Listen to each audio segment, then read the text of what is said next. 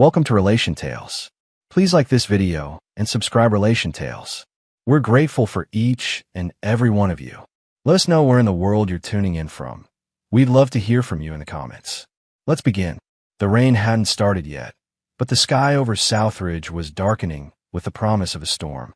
Inside a neat two-bedroom suburban house, Clara Vaughn poured herself a glass of red wine, her hand trembling slightly. She stared at the clock on the kitchen wall. Only 23 minutes left until Aaron, her husband of 5 years, would walk through the door, oblivious to what she was about to say. She was dressed differently than usual. Not in her yoga pants and oversized hoodie, but in a sleeveless emerald green top that clung to her curves. Her makeup was subtle but striking. Clara wasn't trying to seduce Aaron tonight, just unsettle him. To test the waters of something she'd already convinced herself was empowering. Her friend Monica, bold and unapologetic, had been in her ear for months. "Clara, you've forgotten how to be desired. Marriage isn't a cage unless you let it be. Trust me, I've been down this road. A little bit of fire from someone else can bring your whole soul back to life." Clara had laughed at first, but the idea fermented over time, especially on those nights Aaron came home exhausted, collapsed on the couch, and barely noticed her. Was it fair? No. But fair wasn't what she craved anymore. She wanted excitement, attention, validation. And so, she planned this dinner carefully. Her lasagna, his favorite, was still in the oven. A bottle of imported Italian wine, chilled in a silver bucket. She wanted him calm, softened by familiarity, before she dropped the truth. Her phone buzzed. A message from Monica. "Monica, tonight's the night. Be the fire, not the ashes.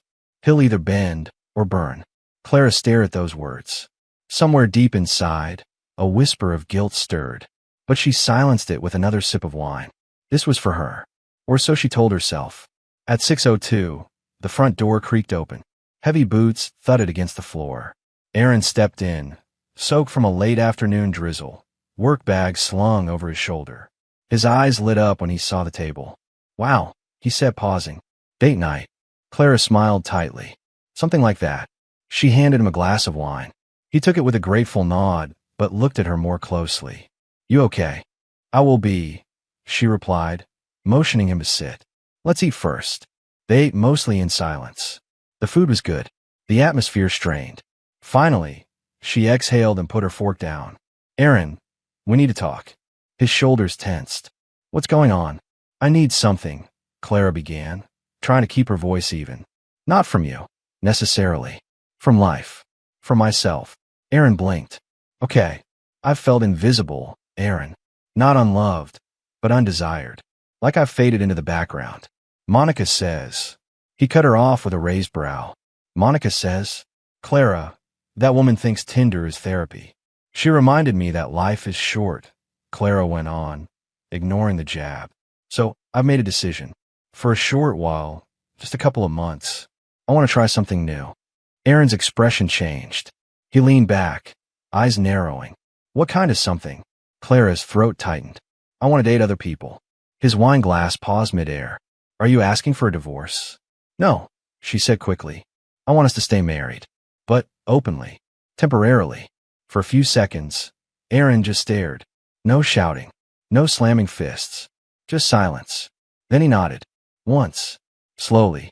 "So, you want permission to be unfaithful?" She winced. "It's not about betrayal." "Don't insult me," he said calmly, placing the wine glass down. "Call it what it is." Clara's voice dropped to a whisper. "I need this for me." Aaron stood up.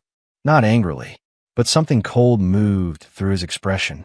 "Then I'll move into the guest room tonight." "Wait, you're not even going to talk about it." "What's there to say? You've already made your decision." "I thought maybe you'd." "What? Compete?" he asked, a dark smile touching his lips. "You want to taste chaos? Don't expect me to just stand still in the storm." Without another word, he turned and walked down the hallway. The door closed behind him. Clara stood there alone, wine in hand, heart pounding, too stunned by his composure to realize what she'd just unleashed. And Aaron? He didn't slam the door, didn't cry. But inside, something broke, and something darker awakened. Clara didn't sleep that night. She lay in the marital bed alone. Aaron had stayed true to his word, and moved to the guest room. She thought she'd feel free, liberated, maybe even thrilled. Instead, she felt like the air had thickened, pressing down on her with an invisible weight. But by morning, the guilt was gone, buried beneath adrenaline and Monica's late-night encouragement. He didn't explode? That's perfect. That means he'll stew in silence and come crawling back when he realizes you're still a hot commodity. Those words stuck. Clara smiled at herself in the mirror, touching up her lipstick. A part of her wanted to believe Monica was right. This wasn't betrayal, just temporary exploration. Just a woman reclaiming herself. At work, everything felt more vivid. Colors popped. Conversations sparkled. She wore a dress she hadn't dared wear in years. The whispers started before lunch. And that's when Eli, a soft-spoken consultant with kind eyes and a quiet, poetic aura, texted her, "You looked radiant in the hallway this morning." Clara's fingers hovered over her phone. Just a smiley? A thank you? A flirt?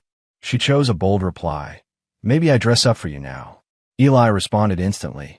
"I'll take that as an invitation." It escalated quickly after that. They met for drinks the next night, then again the night after. And before Clara could process it, she had started crafting lies not only for Aaron, but also for herself. She began to feel desired. Eli said the right things, noticed her perfume, told her she was rare. She laughed more than she had in years. Meanwhile, Aaron remained cold but distant. He didn't shout, didn't beg. He watched. He waited. He studied her. Aaron was a contractor, not a man of words, but he knew patterns.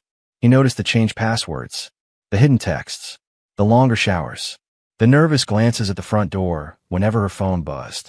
Clara thought his silence was weakness, but Aaron was building something far more dangerous than a confrontation. He was building a response. One afternoon, Clara came home early and found Aaron in the garage. He was hunched over a box, some kind of electrical setup, but quickly shoved it aside when he saw her. She smiled awkwardly. "Still working late out here?" He grunted. "Helped clear my head." He didn't meet her eyes, but his calmness, it was terrifying. Not rage, not despair, just calculation. Clara turned to leave, but paused. "You know this is only for a while, right? I'm not trying to destroy us." Aaron finally looked up. His eyes were quiet flames. "You already did." She didn't reply, just walked inside. Days passed, then weeks. Clara's nights with Eli grew more daring. They once met in the parking lot or office. Once, in the back seat of Eli's car under pouring rain. She felt alive, sexy, dangerous. But that thrill came with shadows. She started noticing things. A coworker she barely knew, Vanessa, stopped saying hi in the hallway. One morning, a sticky note on her desk read, "Be careful who's watching." Clara brushed it off, until Monica called, breathless. "I think something's happening.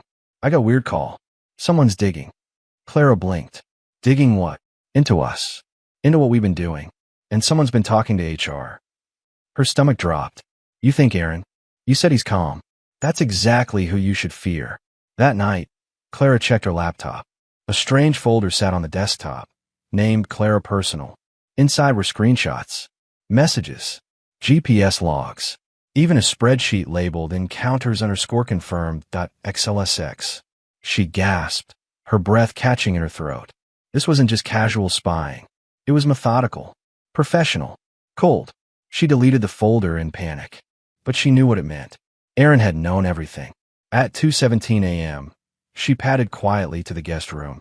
Knocked softly. "Aaron." No answer. She pushed the door open. The bed was untouched, and Aaron was gone. His truck wasn't in the driveway either. He hadn't taken clothes. Just disappeared. Clara stood in the hallway, clutching her phone, dread crawling up her spine like a slow-moving flame. The storm she'd lit for herself?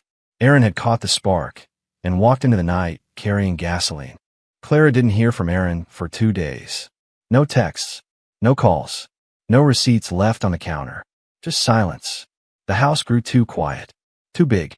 She didn't sleep much, and when she did, it was shallow, fitful. The kind of sleep that couldn't mute the rising panic. She told herself he'd be back. He always cooled off, eventually. He was a man who loved routine, who believed in stability. But something had changed. On the third day, a letter arrived. Hand-delivered. No postage. No return address. She opened it on the kitchen counter, heart pounding. Inside was a single sheet of paper, neatly typed.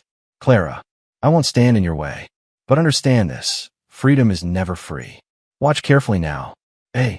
She read it 3 times. What did it mean? Monica didn't answer her call that morning. Neither did Eli. Clara's fingers fumbled over her phone. She checked social media. Messages. Nothing. Then her phone rang. Unknown number. She hesitated, then answered. Mrs. Vaughn, a deep voice said. Yes. This is Officer Talbot with Southridge Police. We received a report involving your vehicle. It was found abandoned in Hillside Creek, several miles out. We believe it was dumped intentionally. Clara's heart nearly stopped. My car? That's impossible. It's in the garage. No, ma'am. That's your husband's truck. She froze. Is he okay? Ma'am, he's not missing. In fact, we spoke to him yesterday. He told us to inform you that all assets associated with your name and your marital estate are being transferred. He has also filed a protection order. You'll be receiving a formal court notice shortly. Clara's knees buckled. Wait, protection order. I'm not at liberty to discuss further, ma'am. You'll need to contact your attorney. By 3 p.m., it had gone viral. Clara's name, her face, leaked footage. It started with a file shared anonymously to the company's Slack channel, meant only for internal security. But someone, no one would admit who, forwarded it. A short clip, a dimly lit room, Clara whispering, laughing, a male voice, a name, Eli, a familiar bedspread, her marriage bed. The video didn't show much, but didn't need to. Her voice, her laughter, her betrayal, and the caption on the leaked file. Some vows break themselves, but some break others first. By the time she reached out to Monica, she already knew. It had begun. That night, Clara met Monica at an empty park lot behind a liquor store. Monica's face was pale, her usual defiance gone. He did it. Monica whispered. Aaron, he's not just sitting back. He's burning everything. What do you mean? He hired someone. Maybe more than one. I got a call from my landlord. Someone emailed him a file. Me and Logan, me and Daniel. Stuff I didn't even know was recorded. Clara's voice cracked. I found files on my laptop. He's been tracking me for weeks and leaking it in pieces.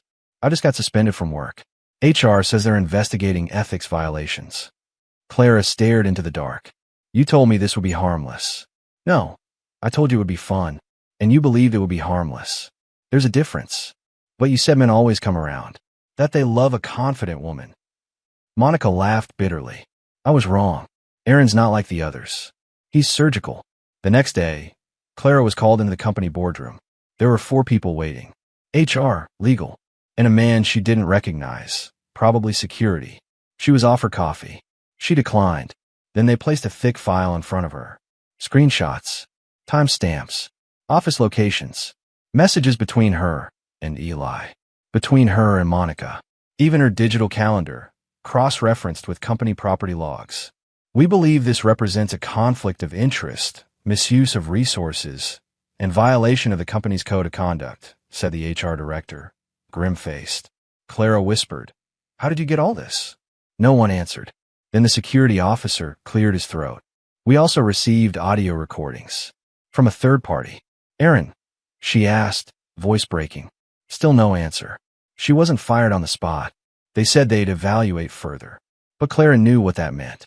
She left the room trembling, knees buckling under the weight of shame. When she got home, her key didn't work. The locks had been changed. Her belongings? Already boxed on the porch. And taped to one of the boxes, another note. You lit the match. I simply watched it burn. Welcome to the freedom you wanted. She sank to her knees on the welcome mat, surrounded by everything she once called hers. Aaron wasn't cold anymore. He was strategic. And Clara finally realized, revenge didn't always scream. Sometimes it just quietly documented. Clara had never felt cold like this before. Not even in winter. Not the kind of cold that chills your skin. This was deeper. This was the kind of cold that settled in your chest, carved out your stomach, and filled the space where your pride used to be. The boxes on the porch weren't just items.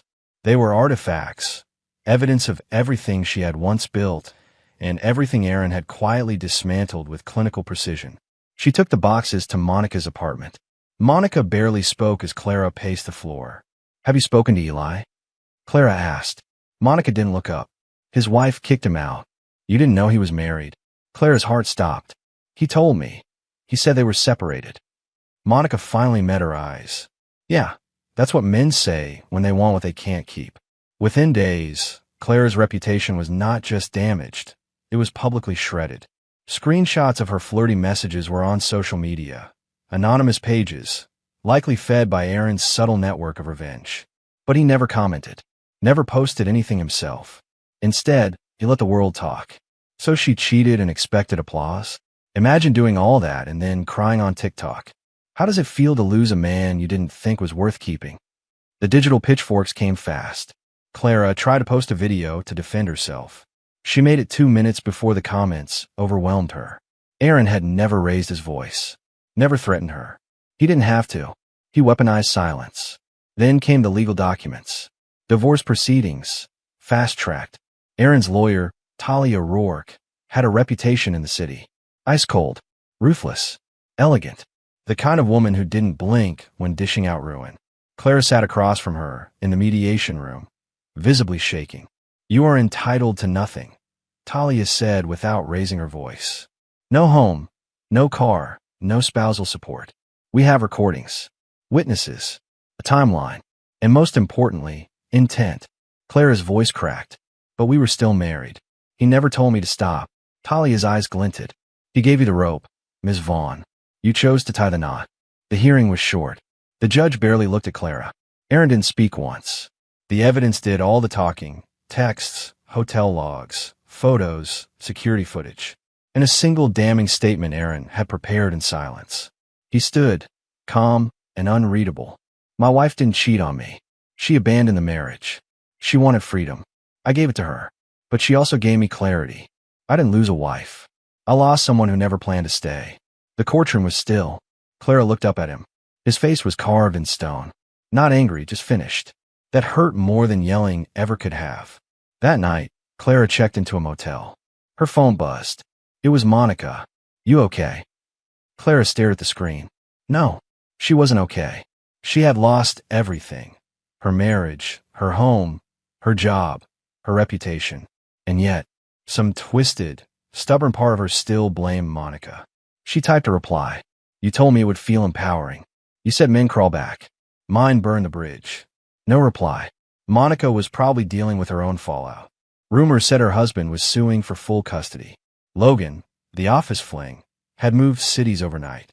It was as if every man they'd touched had been booby-trapped. Clara couldn't sleep. She kept rereading Aaron's final note. "You lit the match. I simply watched it burn." It repeated in her mind like a drumbeat. She tried to drink the memory away. But the worst part? Aaron never gloated. He never once messaged her to say "I told you so." Because he didn't need to. He had already won. But revenge is strange echoes. And sometimes, even the victor leaves a door open. Clara stared at the motel ceiling, the flickering light bulb above her casting shadows that danced like ghosts. Each second felt like penance. Her days blurred, job rejections, online shame, whispers in grocery stores. She had become that woman. The headline, the cautionary tale. And Aaron? He had vanished into a life she could no longer see. Rumors said he moved to a different town, that he started his own contracting firm. Some even whispered he was dating again. She didn't believe it, couldn't, because part of her still held onto a threadbare fantasy that there was still something left between them. A crack in the wall he'd built so high and strong. But reality was louder than hope. 2 months later, Clara stood in a job interview for a receptionist position at a dental office. The manager's smile was tight. "I'm going to be honest with you, Clara," the woman said gently. "We Googled you." Clara's chest deflated. "Of course. I don't believe everything I read. But some of your past employers were also contacted during background checks. There were concerns." Clara nodded. "Thank you for your time." Broke, alone, and mentally crumbling, Clara found herself walking the neighborhood where she and Aaron once lived. The house had been sold. It looked different now. New paint, trimmed hedges, potted plants. Like it had been cleansed of her presence. But it wasn't the house she was looking for. It was closure. She never got it. Aaron never yelled, never cursed her, never broke down crying or sent bitter drunk texts at 2 a.m. He just closed the door. And that finality drove her more insane than any fiery breakup could have. One rainy night, Clara stumbled across an event at a local bookstore. Some motivational speaker giving a talk about reinvention after ruin. She slipped in the back row unnoticed, rainwater soaking her hair. The speaker's words weren't magic. They weren't comforting, but they stung in a way that felt necessary. You can lose everything and still survive. But if you don't own your choices, you'll keep burning every bridge you cross. Accountability is not punishment. It's the first brick in rebuilding. Clara exhaled sharply, like something old had cracked inside her. The next day, she wrote a letter. Not for forgiveness. Not even for redemption. Just the truth. Aaron, you never gave me the dignity of a fight. And that was the loudest pain I've ever heard. I want to defend what I did. I confused attention for love. I listened to someone who celebrated chaos and called it freedom. But you didn't destroy me. I did. And somehow, even in your quiet, calculated revenge, you still gave me more grace than I ever deserved. I don't expect a response. I just want to say thank you for walking away instead of throwing me to the wolves, for letting me crash without finishing the job, for reminding me that silence can be the loudest answer of all. Clara. She mailed it to his business address. No return address. No expectation. Just closure. Weeks passed. No reply. Then, one evening, while volunteering at a shelter for women who'd survived domestic trauma, part of her court-ordered restitution, she walked outside to grab coffee from a nearby diner. A pickup truck pulled into the lot. Same model. Same dent on the bumper. Clara froze. Aaron stepped out, wearing the same worn boots he always did. He didn't look angry. He didn't look cold. Just still. Hey, Clara, he said, as if no war had ever taken place. Her throat tightened. Why are you here? I build things. The shelter's adding a new wing. They call me. She laughed softly. Of course they did. Aaron hesitated, then added, I got your letter. Clara swallowed hard. I didn't expect you to write back. I didn't plan to. But I wanted to say something. She waited. You were right, he said finally. I didn't fight. Not because I didn't care, but because if I had, I wouldn't have stopped. And I didn't want to become something worse just to get even. Clara blinked back tears. You already got even. Aaron gave a half smile. I didn't destroy you, Clara. I just let you face the mirror. A long silence stretched between them. Are you happy now? She asked. He looked up at the shelter's new frame, the scaffolding in place. I'm healing, he said. That's better than happy. She nodded. Me too. They stood in the drizzle for a moment longer. Two people who had burned each other alive, and somehow walked out of the smoke, scarred but breathing,